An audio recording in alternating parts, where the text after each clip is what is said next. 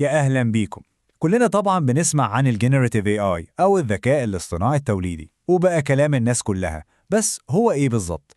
في الكام دقيقة الجايين دول إحنا هنمسك الموضوع ده نفصصه حتة حتة، وهنفهم أساسياته ببساطة شديدة عشان الصورة تبقى كاملة وواضحة في دماغنا. طيب نيجي للسؤال المهم. ليه كل الهيصة دي والضجة دي فجأة؟ يعني إيه اللي حصل؟ عشان نجاوب على السؤال ده لازم الأول نفرق بين نوعين من الذكاء الاصطناعي، النوع اللي نعرفه بقالنا سنين بنتعامل معاه، والنوع الجديد اللي قلب الدنيا ده. بالظبط كده. في فرق جوهري، فرق من الأساس بين ال AI بتاع زمان وال AI الجديد. خلينا بقى نديهم أساميهم الصح عشان نفهم الفرق ده كويس قوي. النوع الأول اللي هو القديم اسمه ال Discriminative AI، ومن اسمه كده تمييزي، وظيفته كلها إنه يميز أو يختار.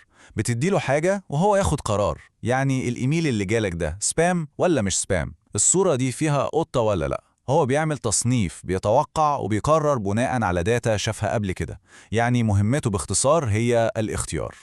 وهنا بقى يجي بطل القصة بتاعتنا النهاردة، الجينيراتيف AI أو الذكاء الاصطناعي التوليدي. وده بقى على عكس الأولاني، مش بيختار خالص، ده بيعمل حاجة مختلفة تماما. ده بيخلق أو يولد حاجة جديدة ما كانتش موجودة قبل كده. لما بنقول له مثلا اكتب قصيدة أو ارسم صورة أو حتى اكتب كود، هو مش بيختار من حاجات شافها، هو بيبتكر وينشأ حاجة من الصفر.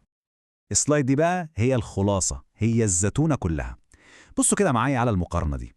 الديسكريمينيتيف اي اي بيتعلم ازاي ياخد قرار، يعني ازاي يربط مدخل معين بليبل او تصنيف. اما الجنريتيف اي اي لا، هو مش بيتعلم القرار، هو بيتعلم شكل الداتا نفسها عمل ازاي.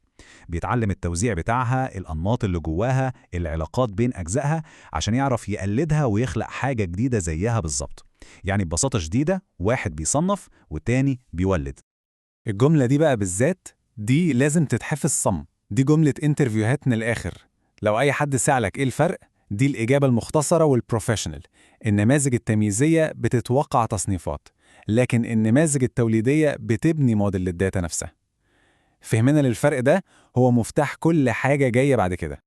طيب سؤال منطقي جدا، بما إن الفكرة ممكن تكون موجودة من زمان، إيه اللي حصل فجأة كده خلى الموضوع ده ينفجر في وشنا كلنا بالشكل ده في السنتين اللي فاتوا؟ الإجابة هي إن في 3 حاجات حصلوا مع بعض في نفس الوقت، زي عاصفة كاملة كده.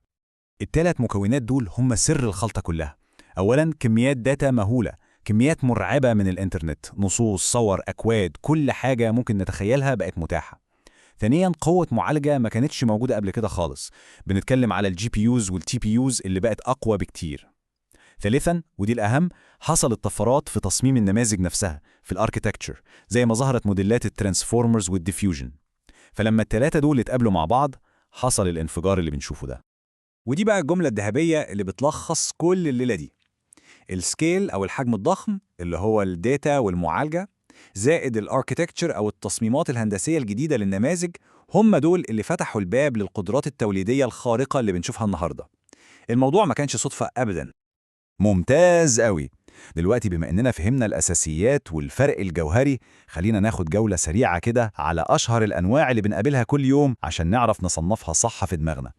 ممكن نقول إنهم 3 عائلات كبيرة. أولاً الجينيراتيف NLP، وده الخاص بتوليد النصوص زي كل الشات بوتس والموديلات اللغوية الكبيرة اللي بنستخدمها. ثانياً الجينيراتيف فيجن، وده بتاع توليد الصور. وأخيراً بقى المالتي موديل، وده بقى السحر الحقيقي اللي بيربط بين أنواع داتا مختلفة، زي لما نكتب له نص فيطلع لنا صورة، أو نديله صورة وهو يوصفها لنا في نص. ومن وسط كل الموديلات والأنواع دي، في بطلين أساسيين مسيطرين على الساحة دلوقتي. في عالم النصوص الترانسفورمرز هي اللي مسيطرة تماماً، وفي عالم الصور الديفيوجن مودلز هي اللي واخدة الجو كله. دول يعتبروا أحدث وأقوى حاجة في مجالاتهم حالياً. تمام قوي، وصلنا لآخر جزء وأهم جزء. خلينا نلخص أهم النقاط اللي لازم نطلع بيها من الشرح ده، ونقول كمان إزاي ممكن نكمل لو عايزين نتعمق أكتر في الموضوع.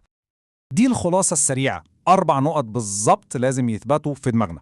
أولاً التوليدي مش هو التمييزي. ثانياً التوليدي بيتعلم توزيع الداتا نفسها مش القرار. ثالثاً الحجم اللي هو الداتا وقوة المعالجة هو السبب الرئيسي في النجاح الكبير ده.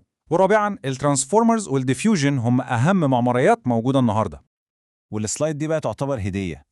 دي أهم الأسئلة اللي أي حد ممكن يتسألها في انترفيو عن الموضوع ده، بالإجابات المباشرة والمختصرة بتاعتها. ولو حد عايز يتعمق أكتر من كده ممكن يبدأ يدور على البيبر اللي اسمها Attention is all you need، دي اللي بدأت قصة الترانسفورمرز كلها. وبالنسبة للصور يدور على Denoising Diffusion Probabilistic Models. وفي الآخر خالص لو هنطلع بجملة واحدة بس من كل الشرح ده هتكون هي دي: الذكاء الاصطناعي التوليدي هو إنه يتعلم شكل الحاجة عامل إزاي عشان يعرف يقلدها ويبتكر زيها، مش مجرد إنه يقرر هي إيه. الفهم العميق ده للأنماط والتوزيعات هو ده سر قوته الحقيقية.